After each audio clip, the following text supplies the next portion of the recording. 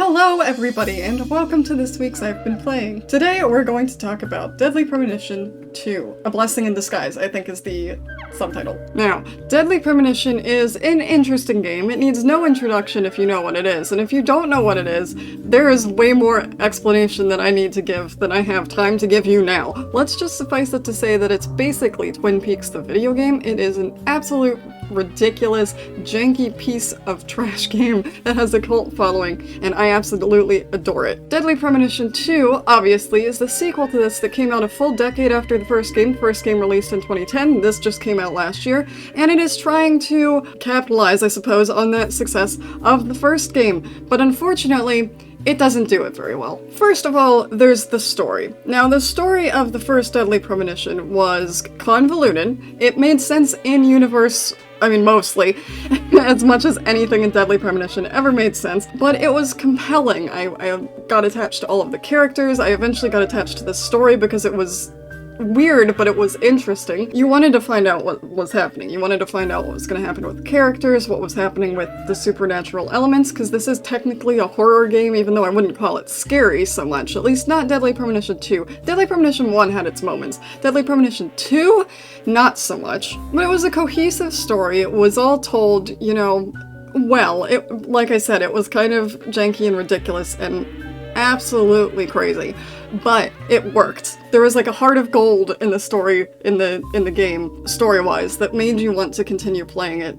If you could get past all the controls and, you know, all the other nonsense that a lot of people couldn't get past, and that's fair. Deadly Premonition 2, on the other hand, kind of falls short in that aspect. Now, this is partly because it has two different storylines. It's both a prequel and a sequel, because there's both a modern day part, technically set in 2019, and there's an older part, which is the majority of the game, which is set in 2005. The two are related, but it just makes it messy. Although, again, you are playing as Agent York, Francis York Morgan, call him York, everyone calls him that. At least in the 2005 part. In the 2019 part, you are other FBI agents who are sent, or I don't know if they were sent or were just doing it themselves, but they were keeping tabs on York and are basically interviewing him about the 2005 case because it's related to drugs that are still around for some reason, Sang Rouge. I haven't finished the game, so I don't actually know, but they're related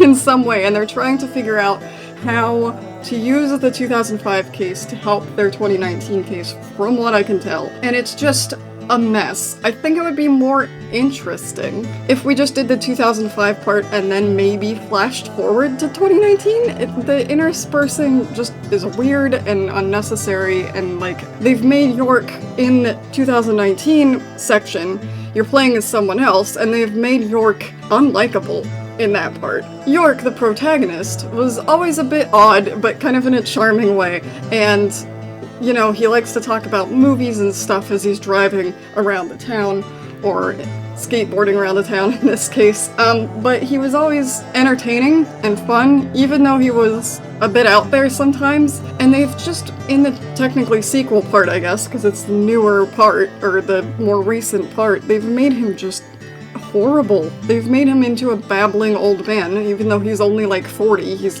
gone completely gray, and they just ruined him in the newer part. In the older part, he's still fun. He's still, you know, his silly self with Zach and, you know, everything else. Although he doesn't have nearly as much to talk about this time around. A lot of the time when you're riding on your skateboard, because his car got stolen or broken, or I don't remember at this point, I think it was stolen, his rental car. And he has the option to, you know, chat with Zach while he's on his skateboard, but eventually, and very quickly actually, he runs out of things to say, and then he just starts, you know, humming or saying, "Oh hey Zach, I just wanted to say that," and it's like 2 lines worth of dialogue. It's nowhere near as interesting, and the thing about that is they repeat, which I don't think they did in the first game, at least not nearly as often as they do in this one. And also, I realize I am kind of jumping around a little bit, but the story itself in the flashback section is not different enough from the first Deadly Premonition to be interesting, and it's not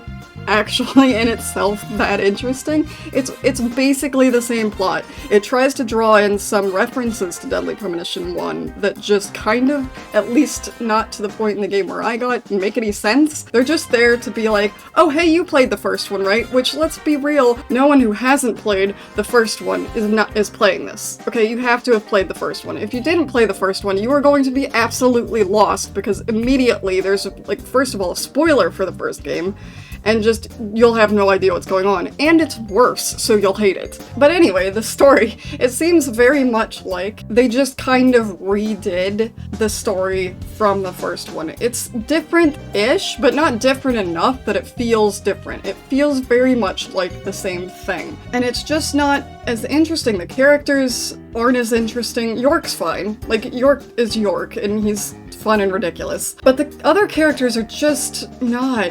They're just not. I don't know. It's like they tried to recreate the wacky originalness of the first game, but they didn't do it by, like, just making a new ridiculous story. They basically did, to many extents, like a carbon copy of the original, switched some characters around, made it perform worse, and then that's your game. And it's like, you know, Deadly Premonition 1 was fun and interesting and became a cult classic in spite of all of the terrible performance issues, but this one, they decided that the performance issues were why everyone played it, which is so not the case. It performs worse. I think because I played it a year after it got released, or roughly a year, they're slightly better, but the frame rate and the loading times, and it's just, I realize it's on Switch, and comparatively to the other new consoles, the Switch is probably the least powerful. But this thing can run Doom, it can run Skyrim, it can run The Witcher 3, and it can't run this. There's no excuse. Like, it's just bad. There were several times when I was playing in handheld mode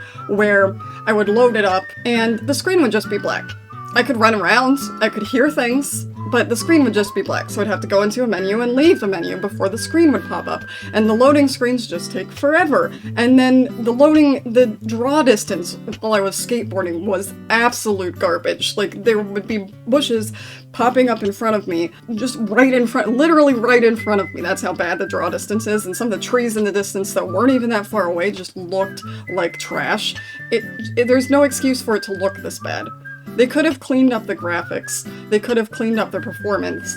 It would have been just fine. The terrible performance issues of the first one, you could get past. Or at least people who were compelled enough could get past. They weren't a deal breaker. They weren't terrible. It wasn't like 15 frames per second. And the story made up for it. This one, the performance issues are inexcusable, and it just makes playing it not fun, or sometimes impossible, because I also had a problem where York just decided to not use his gun anymore and I got killed. And there's another thing that I don't like about this one. All of the dungeon areas or the supernatural areas in Deadly Premonition 1 sure had a lot of similar enemies, but they all had their own unique feel. They looked like the places that you were in. They were all unique areas, all unique, I guess, kind of dungeons. They were all unique. They were all themed. They all made sense.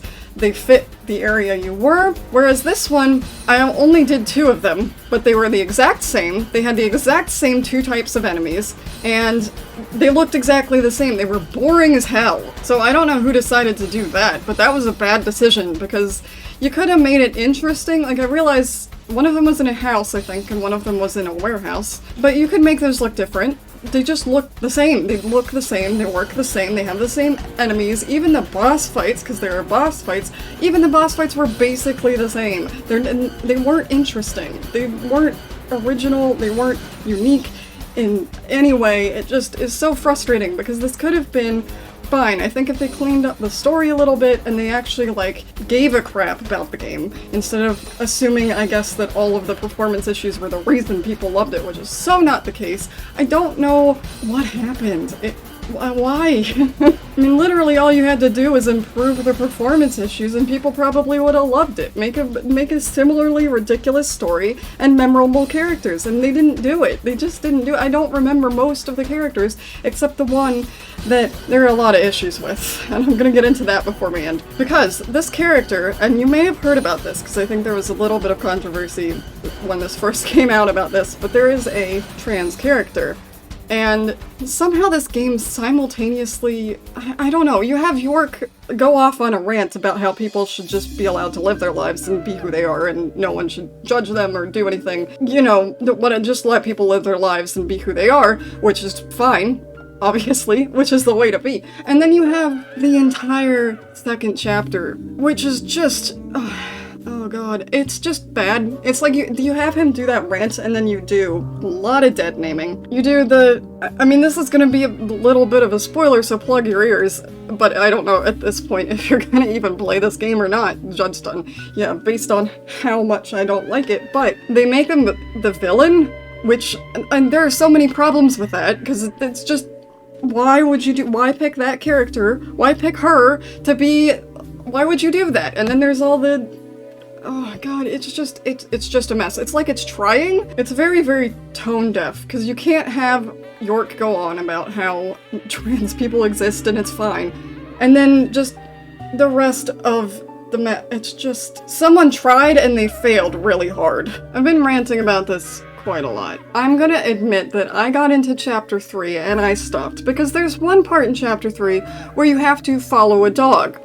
And it takes forever. Even if you ride on your skateboard, it takes forever because you have to follow the dog and the dog only runs so fast and you run all over town, and it was like 15 minutes of running all over town, and then the game decided that I lost sight of the dog because the draw distance was too far and York couldn't see the dog, but I still could. And it was like, oh, I lost the dog. Now I have to run clear back to the other tree that I don't have marked on my map in any way, and was like 5 minutes the other direction, and I don't know how to find it, because how am I supposed to find it? I didn't put a marker on my map. And I stopped, because that was ridiculous. And there's a lot of that as well in this. There's just a lot of tedium. There was one in chapter 2 where you have to... It was a fetch quest, basically, but it was a fetch quest with specific time elements. Like, I was trying to collect food for something, and most of the food is annoying to find, but I could do it. And then there was one food item where you had to get it only on a Monday. Only on a Monday. And it was a Wednesday. So I had to sleep for like 5 days straight to go get some food that I could have just taken out of the kitchen, like bought from this person. Didn't have to make it for me. I could have just... Why? Unnecessary. Like, the first game had time requirements, but it didn't have day requirements. It was just hours of the day. You could sleep and go the next day and it'd be fine. I do not remember any day-specific requirements, especially not nearly a week later, and like, it's just not... There are side missions and stuff, but I'm not gonna do that for 5 days straight. There are just so many bad decisions in this game, and I don't know why. But that's been my experience with the game, and with both games in general. What do you think of Deadly Premonition? Are you on the it's great side, or the it's absolutely horrible side? Because like I said, you're on one side or the other. There is no middle ground. Have you even played it? Have you heard of it? I know I didn't hear of it before I played it.